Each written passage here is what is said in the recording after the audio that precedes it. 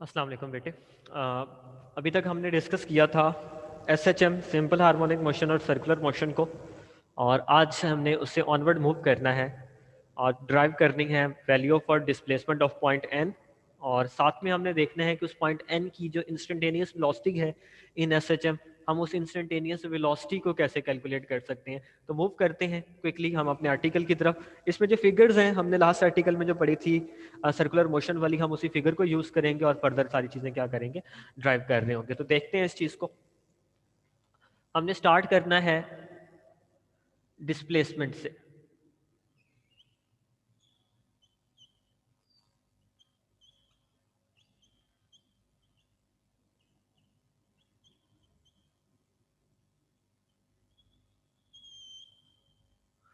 Displacement को समझने के लिए हम दोबारा से मैं वो वाली फिगर ड्रॉ करता हूँ जो हमने पहले सर्कल वाली फिगर ड्रॉ की थी, ताकि आपको सारी चीज़ें क्लियर आउट हो जाए।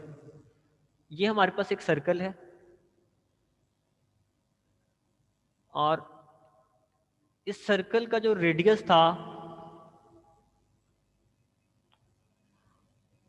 वो एम्पलीट्यूड के इक्वल था एक्स नॉट के। यहाँ पे एक पॉइंट पी मूव करता था और जो एंगल कवर होता था वो एंगल कितना था, थीटा था। ये एंगल था angle O O dash P, that is equal to theta, और ये बराबर था ओमेगा टी के इक्वल। इस सर्कल का जो डायमीटर है वो डायमीटर है डी ई। यहाँ से पॉइंट एन से एक प्रोजेक्शन ड्रॉ की है हमने, पॉइंट एन के ऊपर, पी से एक एन के ऊपर, और ये आपके पास डिस्प्लेसमेंट एक्स है। ये ओ पी वाला ये किस चीज़ के इक्वल है, रेडियस के इक्वल है, ये भी एक्स नॉट के इक्वल था। तो यहाँ से हमसे कहा यह गया है कि आप बताएं जी डिस्प्लेसमेंट की वैल्यू कैसे फाइंड करनी है। ये ट्राइंगल मुझे नज़र आ रही है यहाँ पे, मुझे पता है जो एंगल यहाँ पे थीटा है वही एंगल कहाँ पे बनेगा, यहाँ पे भी बनेगा। इस चीज़ का मतलब अगर मैं इस ट्राइंगल को कंसीडर करूँ, ये ट्राइंगल मैं आपके सामने इधर ड्रॉ भी कर देता हूँ। अगर इस ट्राइंगल को ड्रॉ कर दें तो ये ट्राइंगल आपको कुछ ऐसी नज़र आ रही है, देखें ज़रा। ये ट्राइंगल है ओ एन पी, ये एंगल थीटा है। अब हमें पता है थीटा के सामने हमेशा परपेंडिकुलर होता है। ये बेस है और ये हाइपोटेनस है। परपेंडिकुलर एक्स नॉट एक्स है और हाइपोटेनस एक्स नॉट है। मुझे एक्स की वैल्यू चाहिए, तो मुझे ये दो आर्म्स पता है, परपेंडिकुलर और हाइपोटेनस। तो अगर मैं यहाँ पे साइन थीटा अप्लाई करता हूँ तो वो तो बराबर होता है परपेंडिकुलर ओवर हाइपोटेनस के। परपेंडिकुलर मेरे पास किस चीज़ के इक्वल है, परपेंडिकुलर मेरे पास इक्वल है ओ एन के, और हाइपोटेनस इक्वल है ओ पी के, that is equal to sine of theta. ऐसा ही है। नाउ ओ एन की वैल्यू है आपके पास एक्स और ओ पी की वैल्यू है एक्स नॉट, तो ये साइन थीटा के इक्वल आ गया। आपके पास एक्स किस चीज़ के इक्वल आ गया, एक्स नॉट दूसरी तरफ जाके मल्टीप्लाई कर दें, x naught sine of theta के इक्वल आ गया। या फिर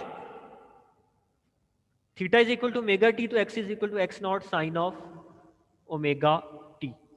ये आपके पास डिस्प्लेसमेंट एक्स हम इस तरह से क्या कर सकते हैं, फाइंड कर सकते हैं। अब यहाँ पे omega is equal to two pi by T होता है।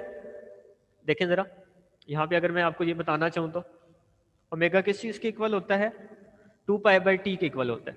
Omega is equal to two pi by T, तो v is equal to, sorry x is equal to x naught sine of two pi by T multiply by T. Just इस t की values आपने change करनी है, small t की। t is equal to zero, t is equal to T by four, t is equal to T by two, t is equal to three T by four, and t is equal to T. आपके पास angle आता जाएगा और उसके relative x naught की values, x की values आती जाएंगी जो हमेशा लॉन्ग डायमीटर होगी। तो इस तरह से आप क्या फाइंड कर सकते हो, बॉडी किसी भी इंस्टेंट के ऊपर किस पोजीशन के ऊपर है, आप उसकी वो पोजीशन क्या कर सकते हो, उसका डिस्प्लेसमेंट बता सकते हैं। नेक्स्ट जो मेन चीज है लॉन्ग क्वेश्चन में भी आती है, इंस्टेंटेनियस वेलोसिटी।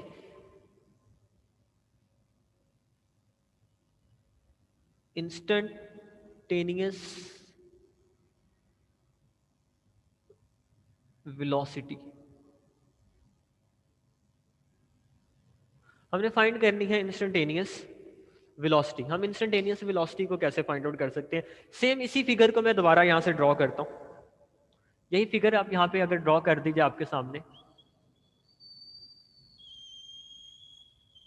ये एक सर्कल है ओ, ये ओ डैश था और ये रेडियस एक्स नॉट के इक्वल था, ये पॉइंट पी है और यहाँ पे क्या था, बॉडी का डायमीटर डी ई था।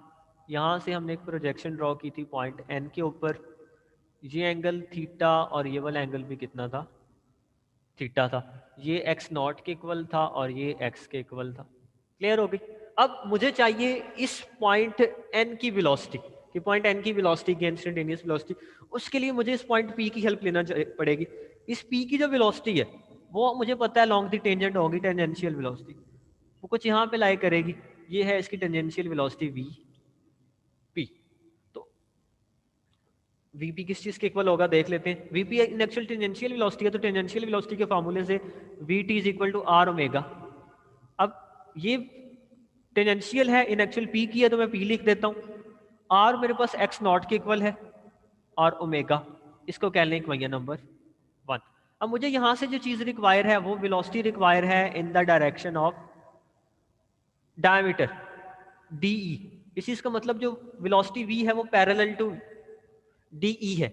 ये टोटल एंगल है 90, ये एंगल थीटा है, तो ये वाला एंगल कितना बन जाएगा 90 माइनस थीटा। ये एंगल भी मैंने फाइंड कर लिया 90 माइनस थीटा। और इसके सामने एंगल क्या है, वी वेलोसिटी है।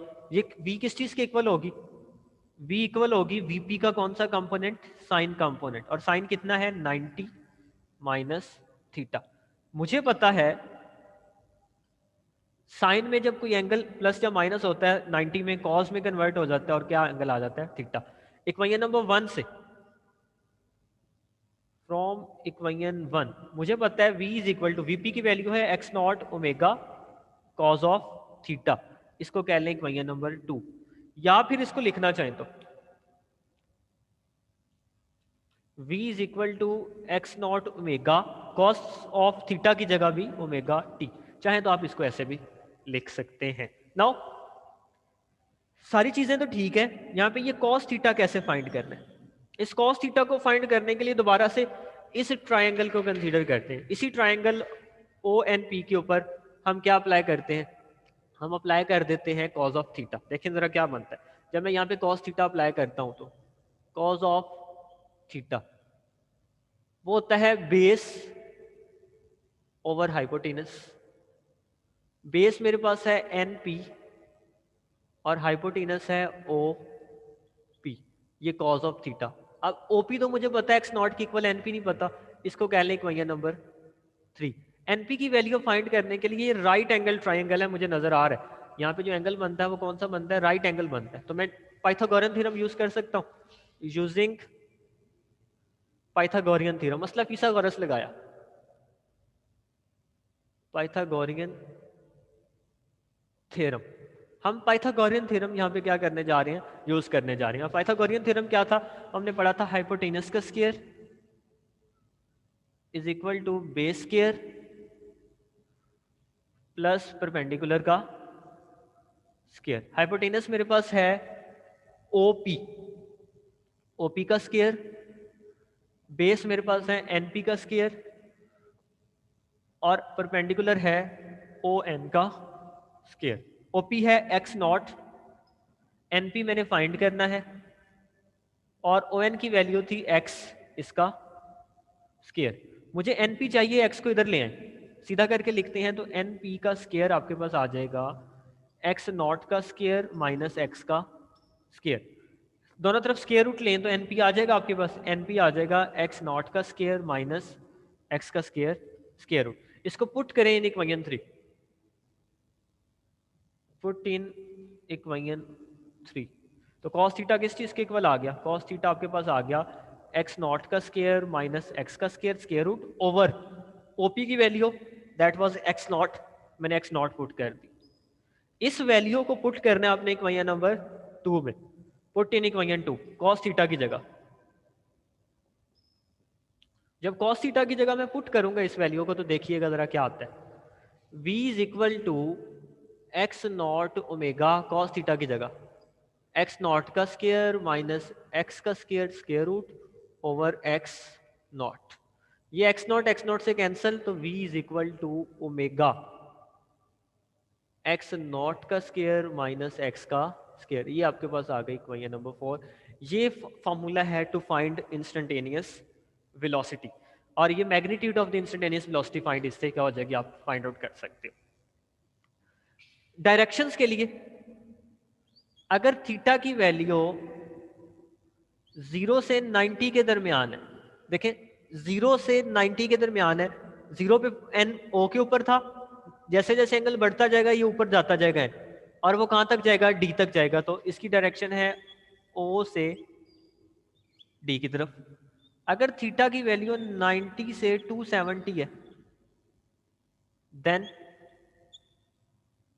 देन क्या होगा, 90 से 180 डी से नीचे आ रहा है, 180 से 270 नीचे आ रहा है, तो उसकी डायरेक्शन डी से ई की तरफ है।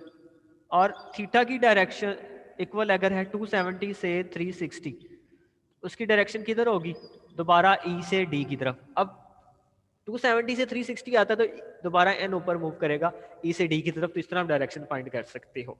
अच्छा, eight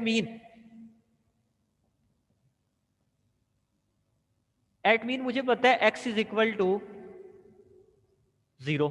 eight mean x is equal to 0 है तो v क्या आ जाता है, ओमेगा x नॉट का स्केयर माइनस 0 का स्केयर, v बन जाता है ओमेगा x नॉट के, या इसको लिख सकते हैं x नॉट ओमेगा। ये वेलोसिटी की मैक्सिमम वैल्यू है at extreme. v is equal to extreme x is equal to x naught, तो v is equal to omega x naught square minus x naught square, ये 0 हो गया, तो v is equal to 0। ये velocity की minimum value हम पहले भी पढ़ चुके थे कि ड्यूरिंग एसएचएम मीन पे वेलोसिटी मैक्सिमम होती है, एक्सट्रीम पे मिनिमम होती है। मैथमेटिकली हम उसको कैसे देख सकते हैं, मैथमेटिकली उसको ऐसे भी जज आउट कर सकते हैं। तो ये सिंपल सा आर्टिकल है, और मैंने ये बोला था कि ये एज अ लॉन्ग क्वेश्चन भी पूछा जा सकता है वेलोसिटी वाला। आपने इस डेरिवेशन को बड़े अच्छे तरीके से करना है। अगर आप लोगों का कोई क्वेश्चन है तो आप लोगों को पूछ सकते हैं।